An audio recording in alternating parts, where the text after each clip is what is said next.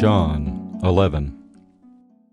Now a certain man was ill, Lazarus of Bethany, the village of Mary and her sister Martha. It was Mary who anointed the Lord with ointment and wiped his feet with her hair, whose brother Lazarus was ill. So the sisters sent to him, saying, Lord, he whom you love is ill. But when Jesus heard it, he said, This illness does not lead to death. It is for the glory of God, so that the Son of God may be glorified through it. Now Jesus loved Martha and her sister and Lazarus. So when he heard that Lazarus was ill, he stayed 2 days longer in the place where he was. Then after this he said to the disciples, Let us go to Judea again.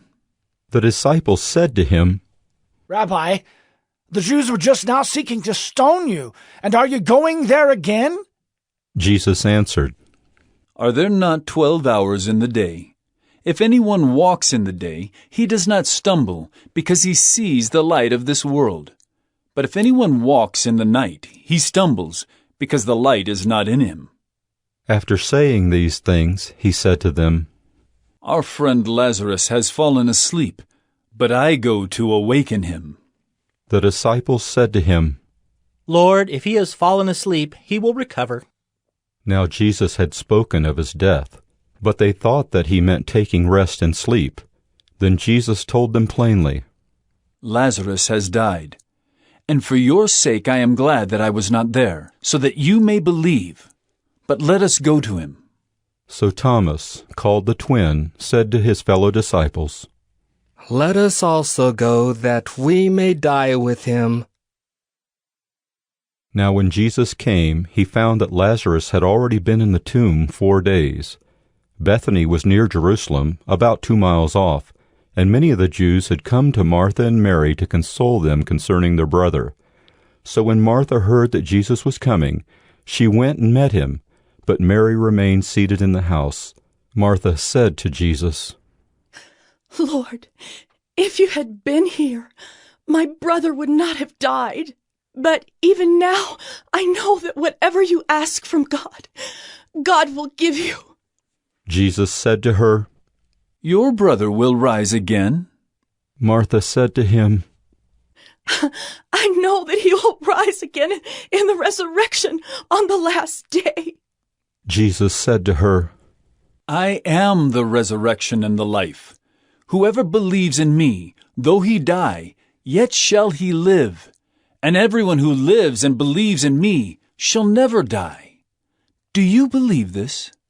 She said to him, Yes, Lord, I believe that you are the Christ, the Son of God, who is coming into the world. When she had said this, she went and called her sister Mary, saying in private, The teacher is here and is calling for you. And when she heard it, she rose quickly and went to him. Now Jesus had not yet come into the village, but was still in the place where Martha had met him. When the Jews who were with her in the house, consoling her, saw Mary rise quickly and go out, they followed her, supposing that she was going to the tomb to weep there. Now when Mary came to where Jesus was and saw him, she fell at his feet, saying to him, Lord, if you had been here, my brother would not have died. When Jesus saw her weeping, and the Jews who had come with her also weeping, he was deeply moved in his spirit and greatly troubled. And he said, Where have you laid him? They said to him, Lord, come and see. Jesus wept. So the Jews said, See how he loved him. But some of them said, Could not he who opened the eyes of the blind man also have kept this man from dying? Then Jesus, deeply moved again, came to the tomb. It was a cave, and a stone lay against it. Jesus said, Take away the stone. Martha, the sister of the dead man, said to him, Lord, by this time there will be an odor, for he has been dead 4 days. Jesus said to her, Did I not tell you that if you believed, you would see the glory of God? So they took away the stone, and Jesus lifted up his eyes and said, Father, I thank you that you have heard me. I knew that you always hear me, but I said this on account of the people standing around, that they may believe that you sent me." When he had said these things, he cried out with a loud voice, "Lazarus, come out!" The man who had died came out, his hands and feet bound with linen strips, and his face wrapped with a cloth. Jesus said to them, "Unbind him, and let him go." Many of the Jews, therefore, who had come with Mary and had seen what he did, believed in him. But some of them went to the Pharisees and told them what Jesus had done.